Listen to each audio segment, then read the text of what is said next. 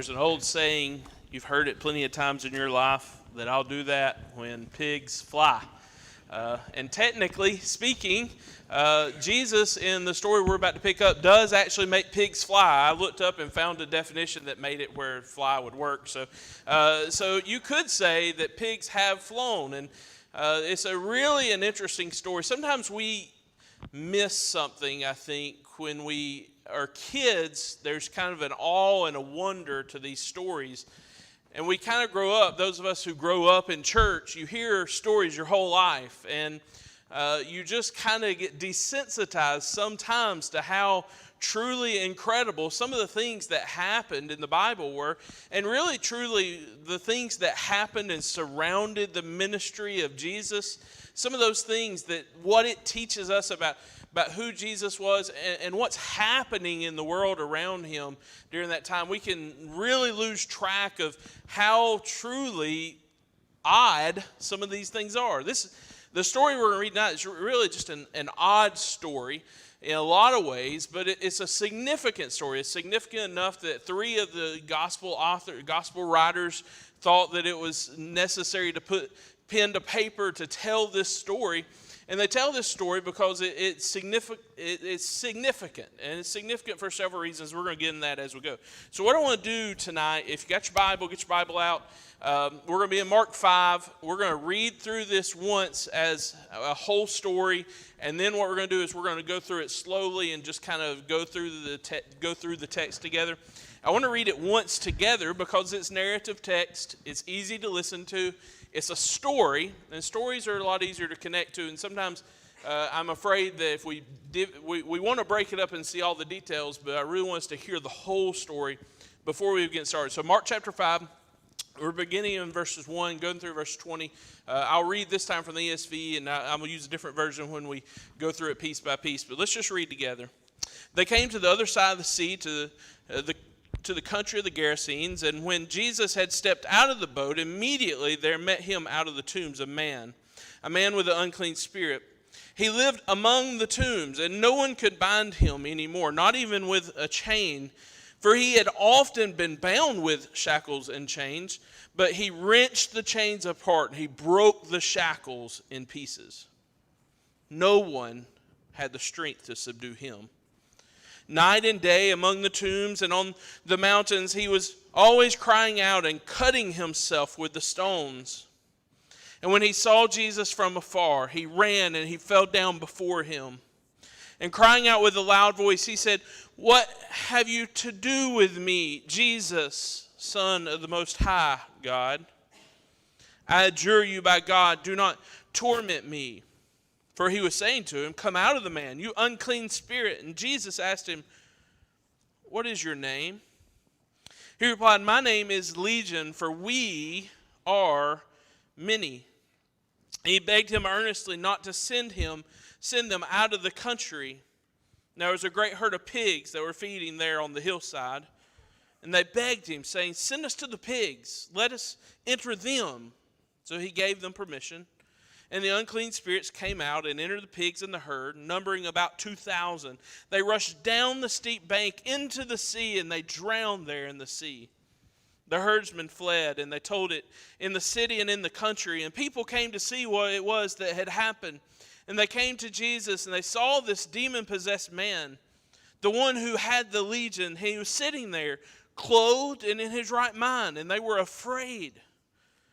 And those who had seen it described to them what had happened to the demon-possessed man and to the pigs. And they began to beg Jesus to depart from their region. As he was getting into the boat, the man who had been possessed with demons begged him that he might be with him. And he did not permit him, but said to him, "Go home to your friends and tell them how much the Lord has done for you and how he has had mercy on you." And he went away. He began to proclaim in the Decapolis how much Jesus had done for him, and everyone there marveled. Let's pray. God, as we dig into this text a little further, help us to see what you would have us to see and what you would want us to see. Give us wisdom. Give me wisdom as I lead our thoughts, and give us all the ability to kind of focus in and see this incredible story and leave here more in awe with your Son, Jesus. And it's him we pray. Amen. All right, so let's just start breaking this down. Verse 1, they came to the other side of the sea to the country of the Gerasenes. This area, this would have likely been on the eastern shore of the Sea of Galilee. And we know that a little bit because of the topography of the area. There's a hillside there where they could actually go down, and the pigs could actually go down this hillside. And as they go down in this, and they go into, but there, sorry, just a second. All right, Jesus, and this is what's really important, is Jesus in chapter 4 has just calmed the storms on the sea. It's interesting that these go back to back because the sea, and this is something we're going to dig into as we go through this, the sea is a really important part of the Bible. The sea is and water, bodies of water, not just because a lot of events happen there, and they certainly do. You just look through the Bible and see how many things happen around bodies of water. I think y'all did one of these series on waters, didn't you? Okay, I remember that. So these bodies of water are real significant. And what water represents to the first century person is really important. It meant chaos. It meant destruction. It was the unknown. We have charted all the waters of the world. We kind of know where things are. But even now we would agree that the most unknown, uncharted parts of the world that we know are what? They're not above us. They're not the mountains. They're underwater. Places that we even today struggle to be able to get things and see things in.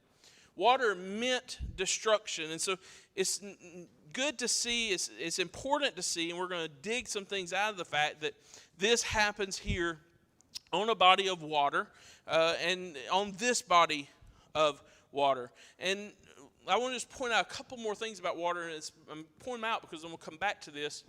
To understand that most of the world during this time, and much of the world, would have thought of water as an avenue to the underground, an avenue into which the demonic realm, the spiritual realm would exist. As a matter of fact, when you see Jesus at Caesarea Philippi and he's making the statement to Peter, who do you say that I am? I say that you're Christ, you're the Son of the living God.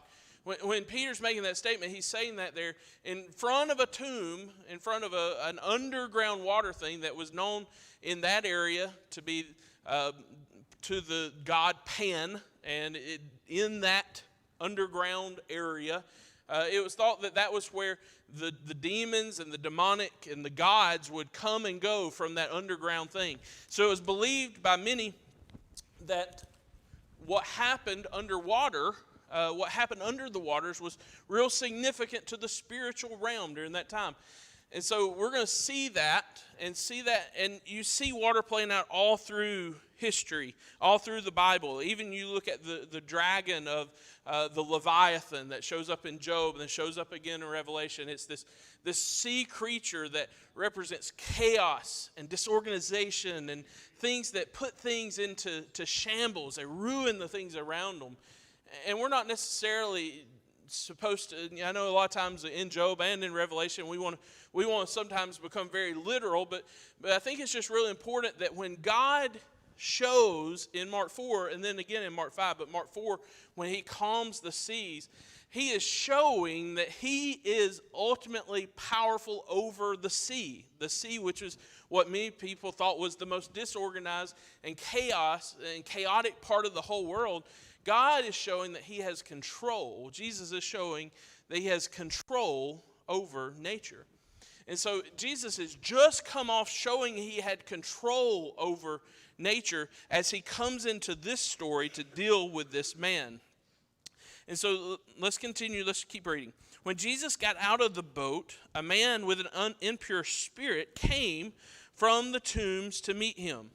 This man lived in the tombs, and no one could bind him anymore, not even with a chain.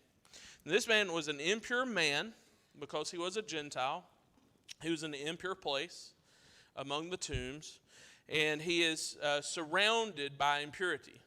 He was a man that nobody even among the Gentiles, would have touched.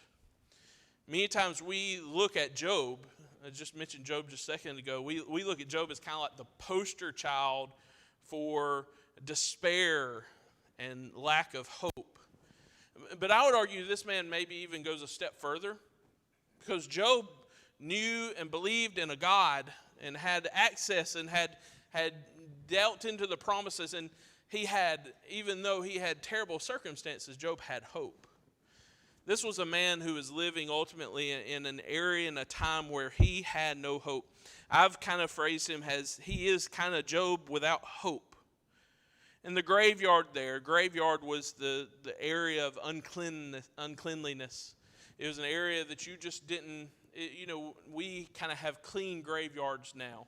And we kind of have many times pristine lawns on graveyards.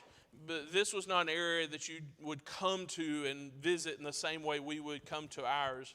And he's living there in a tomb. And a tomb itself would be kind of the idea that you didn't live among the tombs unless, and within the structures there, unless you were really without anywhere else to go. And nobody at this point would even come close to this man. And we learn a little bit about this man being a part of and having this life in the spiritual realm. We could spend hours talking about spiritual realm, and I love that study. I encourage you, if you've never went and done a study of the spiritual realm, go do it. It's a whole lot of fun. It's deeply complicated. There's more we don't know than we do know, okay? Let's just admit there's a whole lot we don't know. But I think one of the things we can kind of know for sure is that no matter what we think demon activity happens today and demon activity happened before Jesus, we can all believe and I think agree that there's a ramp-up period around the time of Jesus. It's a ramp-up period where there's about to be demon activity that the world had not seen before. That's why when you read through the Old Testament, there's not a whole lot of talk about these things called demons. And then Jesus appears on the scene. If you're just reading through the text, and all of a sudden demons are everywhere. And I think that's because the demons, the spiritual realm, knew. They knew that Jesus was the enemy, that Jesus was there, as we see even in this text, he was the way in which they could be controlled, and they simply just didn't want to be controlled. And so here's this man, and he is infiltrated with demons. And he had often been chained hand and foot, but he tore the chains apart and he broke the irons of his feet. No one was strong enough to subdue him. Mark wants you to be quite aware of how strong this man is, and that's not by mistake. Mark was written, we believe, to a Gentile audience. And Mark spends a lot of time in his gospel trying to detract from the idea that Christianity was a political revolution. That's why the term Christ and the terms kingdom and that sort of thing, Mark spends a lot of time kind of showing that Jesus was bringing a kingdom that, while in certain ways you could say it was political, but it wasn't political in the sense that the world saw politics. And it wasn't a threat to Caesar as we would know it. And so Mark is wanting to show and spends a great deal of time showing just how strong this man is, because Mark is wanting to show that Jesus comes to overtake the spiritual realm, that he's taking on the spiritual realm, and it is a force. And so he spent a lot of time kind of getting away from the idea that the Christians were about to start an earthly uprising and try to take over Rome. And instead, he's trying to reframe how people think about Jesus. And he wanted to reframe it by showing Jesus as the ultimate source of power in the spiritual realm. And so, as he de-emphasizes Jesus as the political threat, he is emphasizing just how strong Jesus is in the spiritual realm. In verse 5, night and day among the tombs and in the halls, he would cry out and cut himself with stones. Many times we view this self-harming behavior, and we see self-harm in our society today, and we view that as a form of mental illness and people who are struggling with mental illness. I think in this context we have to be careful of two things. One, we should never conflate demonic activity and mental illness. They're not one and the same. I'm not saying they can't be connected in some ways at some times. I'm just simply saying that what we're dealing with here is something beyond normal mental illness. He's actually got, get this in your head, he actually has demons living inside of him. We think about that, and we think of schizophrenia, and we think about voices in the head, and maybe that's the closest thing, that's just the closest we can get in our thinking. But he actually has other beings living inside of him. I want you to get the idea of just the point of despair this man would have been in. When he sees Jesus from a distance, in verse 6, he ran, he falls on his knees in front of him. He shouts at the top of his voice, "What do you want with me, Jesus, Son of the Most High God? In God's name, don't torture me." So this man now, who was incapable of forming coherent sentences, incapable of communicating with people, now appears to be communicating clearly to Jesus. Matthew's narrative tells us, and we see it referenced kind of here in Mark 2, that this man was not only incoherent, but that he was naked. The Bible isn't always PG. Sometimes it gets a different rating. And I don't want you to get crazy with your mental imaging here, but you've got to realize that Jesus was pretty disturbed when this naked man, who's got all the voices going on in his head, comes running towards him. And maybe Jesus wasn't disturbed, but think of all the other people. Think of all the other people who had encountered this man. This was just not somebody you wanted to spend a lot of time around. He was literally trapped within his own body. In verse 8, for Jesus had said to him, "Come out of the man, you impure spirit." Then Jesus asked him, "What is your name?" And he says, "My name is Legion, for we are many." And he begged Jesus again and again, don't send him out of the area. Now, Legion was a name that may not mean anything to you, but it would have been real common during that time. It was an order of Roman soldiers that would have been somewhere in the neighborhood between 5,000 and 7,000 soldiers would have made up one of these companies.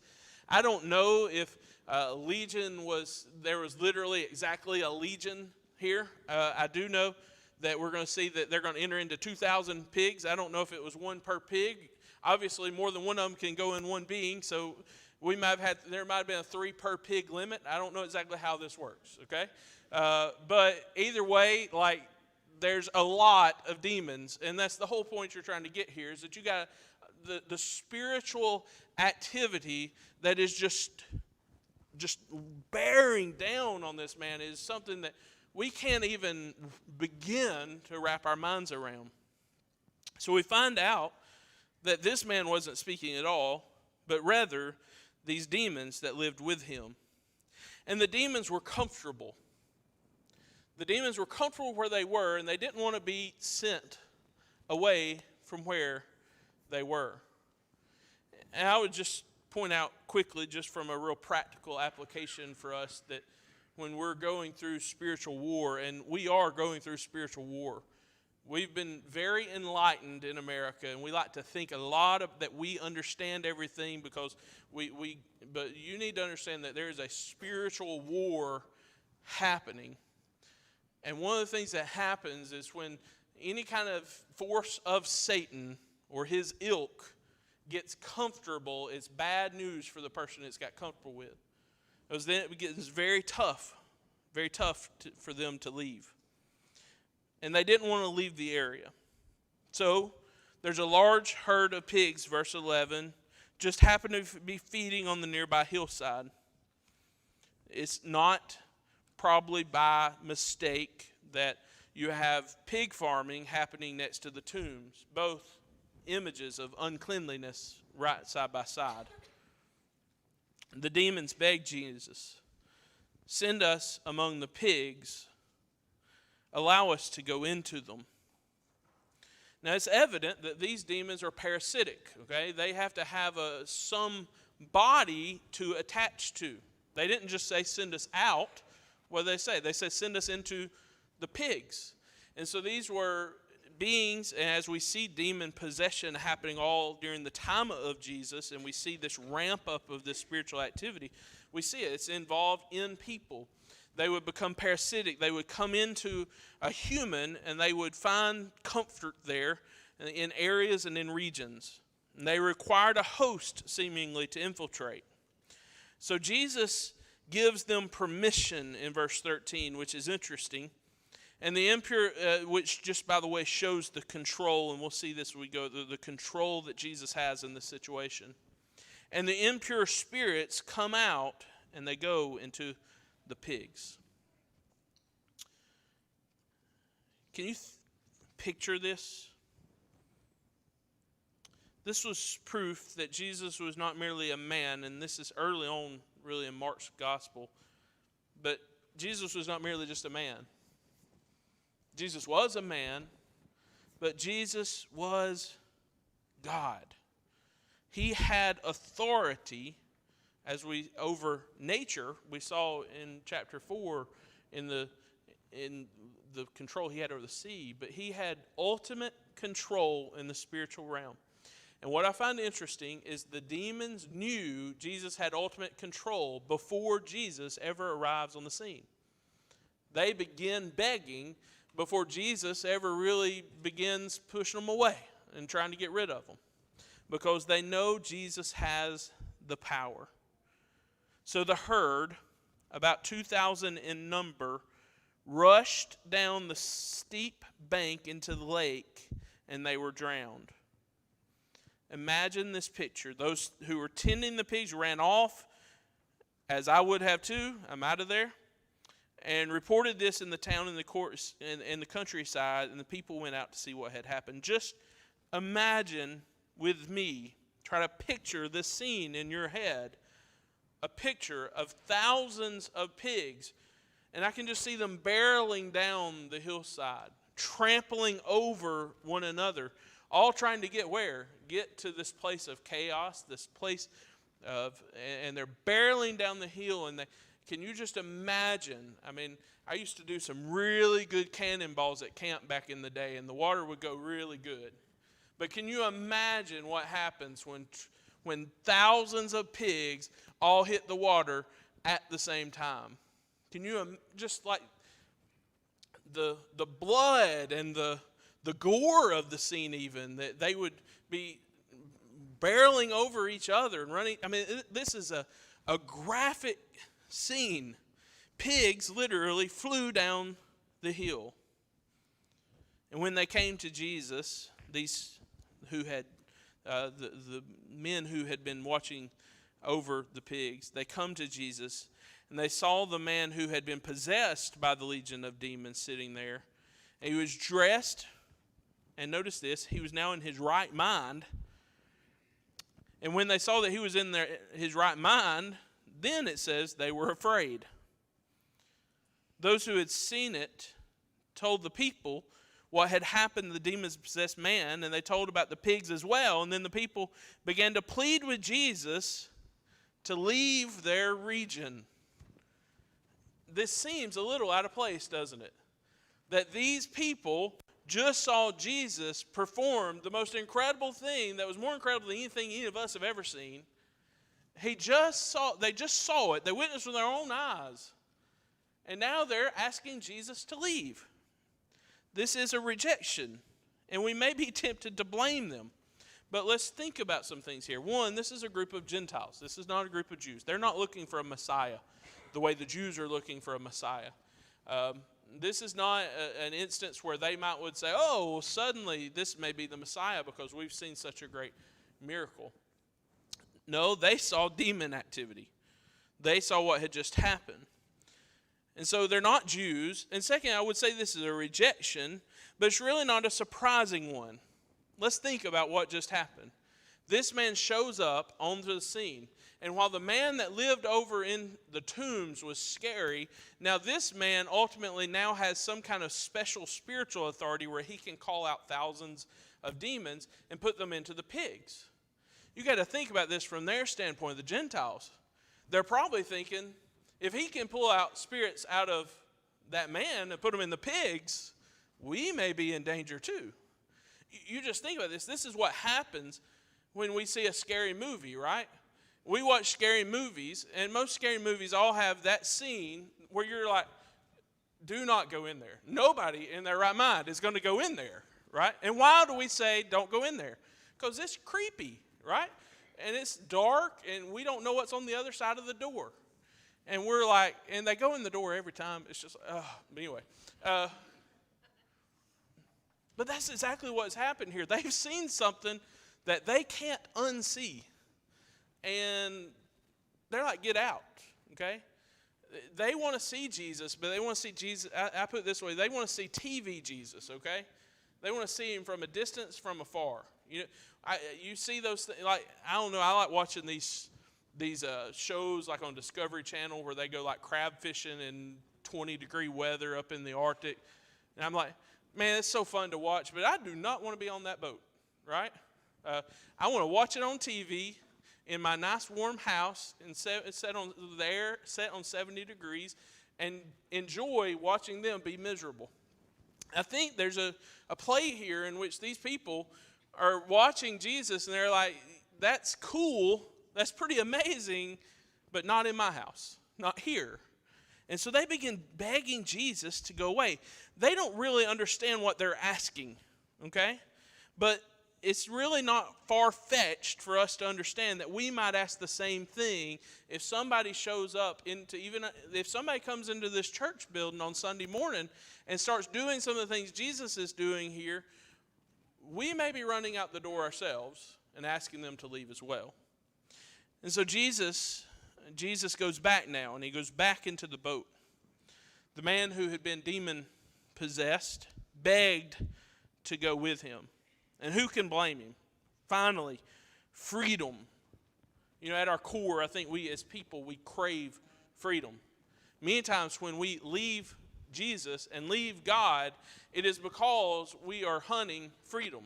Now, what we find out is when we leave God and we leave Jesus, it doesn't create freedom. It just creates enslaving to something else. But why do we leave God? Well, I think we leave God many times, or we leave God's principles many times because we're hunting freedom. And this man finally has freedom that he has never known before. He has a sense of security he's never known before. And who can blame him for wanting to stay with Jesus? After all, he's got to be thinking the same thing. I think about this today. It's just like somebody who's had a serious illness. There's this constant nagging that happens. I've talked to many who are worried, what if it comes back? And you got to think this man thinks, well, if I had a couple thousand to 5,000, 6,000 demons living in me before, what if one of them comes back? What if they reappear in my life? But Jesus tells him, he says, go home to your own people and tell them how much the Lord has done for you, how he has had mercy on you. So then the man goes away and he begins to tell in the Decapolis. There's 10 Gentile cities in this area, this region. Tells them how much Jesus has done for him, and all the people were amazed. Can you imagine the impact this man has in these cities?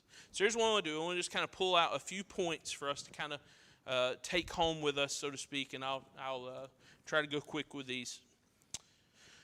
First, I want you to notice from this story that God can use any circumstance to bear witness to others. We like to talk about Saul turning to Paul. And that's a really cool story. And we know a lot more about that story.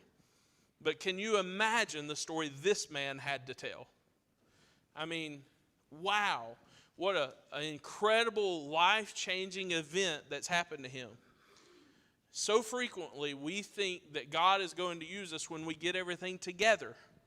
But so frequently, it's not when we get everything together that God uses. It's in the pits of despair that we go through where God finds incredible ways to use people.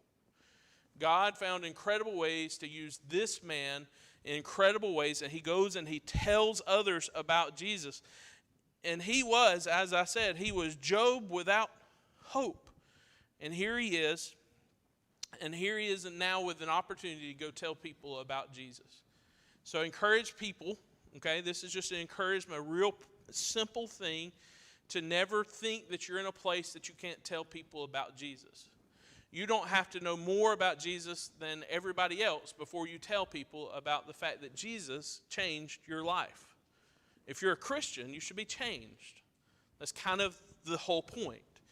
And if you're transformed and changed, you should be able to tell other people about the love that Jesus has shown in your life. What an incredible story of this man who was just in the pits of despair, and God uses him to tell a story. Secondly, I want us to notice that most of the time, the most effective soul winning is done right where you are at. Evangelism that sticks, teaching people about Jesus that sticks, typically happens with people you have meaningful relationships with already. I'm not saying that any of the other types of evangelism we do are for nothing. I'm just telling you, if you want evangelism to stick, you've got to convert your friends, or you've got to have people who are converted and you've got to become their friends. You want people to stay around with Jesus, they've got to believe that there's something worth staying here for. And so you've got to have meaningful relationships. Notice this man wanted to go with Jesus. He wanted to go be one of the disciples, right? And notice, by the way, the disciples, I may bring it back up in a minute, but you notice the disciples were with Jesus in chapter 4. In chapter 5, guess who gets off the boat? Seemingly, it's just Jesus by himself. He's by himself. And so he's probably thinking, I could be a better apostle or disciple than them. When I see the next herd of pigs and a man, I'm not going to be afraid to get out of the boat because I've got Jesus with me. He could have been a great soul winner, but Jesus needed him to stay right where he was. Eventually, Christianity is going to spread. It's going to spread to the Gentiles. And who knows what seeds were planted by this man where the gospel was able to spring up because this man was telling people exactly what Jesus told them. Go and tell them what God has done for you, what the God of Israel has done for you, and tell how he had mercy on you. What a powerful testament that he had in that. The most effective soul winning is typically done right where you're at with those that you love. God put you where you are for a reason. And I always tell people this. Anytime I get together at a funeral, I say this. And I would say that this is probably true most of the times you come into a church building. But funerals, it really always applies. When you get together at a funeral, that the people that are there is the only time ever that group of people are going to be in the same room together again. And you think about that. And I think about that, and now personalize that to your life. You are the only person in the world that knows the unique set of people that you know. There's people in your life that you may be the only avenue they're going to have to find Jesus. It's a truly unique set of people that you know. Don't forget, Jesus put you where you're at, and don't forget to go. All right, and there's the last thing, and this is the most important thing. This is kind of the big main point of the text, and I think it's where I really want you to notice. Why is this in the gospel stories? Why do we have this? And a lot of times at the end of a sermon, I want to give like something really practical. But I want to tell you that the reason that this is here is not like this real practical thing in the sense that it's going to tell you what you need to do when you leave the building on Wednesday night to hit Thursday. But here's what I think the real reason this passage plays such a part. An unclean man, naked, a Gentile, with unclean spirits possessing him, those spirits would eventually go into unclean animals. And they would go into the place of chaos. We talk a lot about Jesus going to places that, let's be honest, religious people really struggled with some of the places Jesus ended up showing up at. I imagine that if Jesus showed up today, he would probably make some of us uncomfortable with some of the places that he would go. Let's just be honest. We would probably say that's just not where a church-going person goes. But Jesus would be there and he would be working. Jesus seemingly takes this impossible situation with all this uncleanness, and he walks right into the middle of it. I can promise you that no king, from a worldly perspective, would have ever walked into this sort of uncleanliness. But here we have King Jesus, a king that's going to go where no one else, not even his followers, his disciples would go. And he's going to walk in. Remember Mark. Mark's trying to teach us. It's not Caesar. It's not a threat to Caesar's power. And so here's this king, and he declares himself king over all the spiritual realm. He declares himself king over the Gentiles. He declares himself king over the chaos of the sea. And he declares himself a savior in this moment and in this place and in this spot. And so I love practical applications. And I think we need to try to find ways to apply everything. But sometimes a passage is just supposed to show us that Jesus is king. That Jesus is the answer for us. Everything we do as Christian hinges on whether or not we believe that thing. And I'm afraid that many times the reason we lose Christians is not because we can't tell them all the right things to do. It's because we haven't really ingrained a love for Jesus and the kingship of Jesus in people. I believe in the Christian teachings about sexuality and morality. I believe they're really important. But is it possible that our sexual ethic teaching, our moral teachings are falling on deaf ears because we haven't really established in people's hearts that Jesus is king? Because if we don't establish that, we're just another religion. The reality is that if you want to find good things, many things we try to give you in church. We want, I know that the leaders here, I guarantee you, they want to make marriages stronger here. They want to make you better parents. They want to do all those things. But guess what? You can learn how to be a better parent. You can learn about having a better marriage at the library. And you can go to find other religions will teach you how to be a better parent, and they'll teach you how to be they'll teach you how to have a better marriage. They'll teach you how to have a happier, by worldly standards, life. You can read all that stuff without even ever finding a Christian, without even finding a religious person.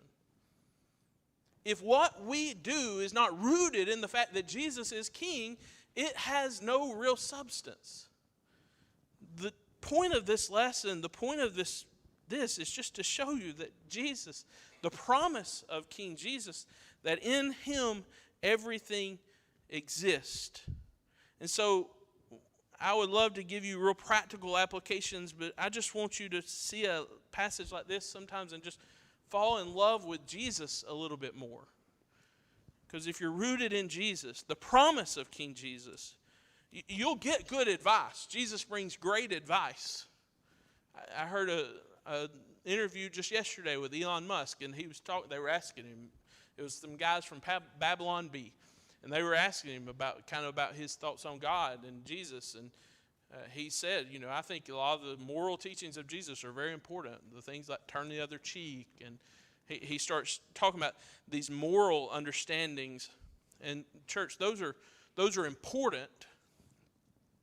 But you need to understand the promise of King Jesus that he is king over all. And he alone has power over the chaos of nature. And he alone has power over the unseen realm of the spiritual life. And he alone is the king that can save you. There's no one else that can do that. See, many world religions teach many things and many even good lessons within their religions. But many, even to this day, you can go and you can visit the tombs where the people who started those religions were. You can go to Muhammad's tomb on this day. But you cannot go to Jesus' tomb because Jesus rose up out of the grave 3 days later. That sets Jesus apart. What Jesus does in moments like this sets him apart. It sets him on a level of kingship and of godliness that is unlike anything else we can know or understand. And so if I can encourage you with this one thing, teach your kids and yourselves all the good moral teachings, but don't miss that it has to be rooted in Jesus, or it does not have the roots to withstand the winds of life. If it's not rooted deep in Jesus, it will not stand. We've got to fall in love with Jesus, because only ultimately Jesus saves. That is a really cool bell. I need one of those. Only Jesus can save. We need to remember that. And Jesus alone, and we need to go back to those simple truths. Research has been done and shown over and over that in churches of Christ, we've, through the generations, started talking less and less about the cross and less about the impact of the risen Savior. Just thinking, well, people understand that. It's one thing to know something intellectually, but it's something else to have it deeply implanted in your heart. And from it flows the river of life, the life-giving message of Jesus, that we can be saved, that we can be with King Jesus forever. If you've never made that decision, we'd love for you to. If maybe you're just struggling with something and you need to let your family know, your church family know, this is a time that you can let that be known. I just want to encourage you. If you're not in love with Jesus, get that right first. Because if you don't have that right, all the right theology and right thinking in the world is not going to save you if you're not in love with Jesus. Be rooted in it. If you're not, maybe you're struggling, whatever it may be, we'd love to help you in any kind of spiritual way we could. And we'll sing a song.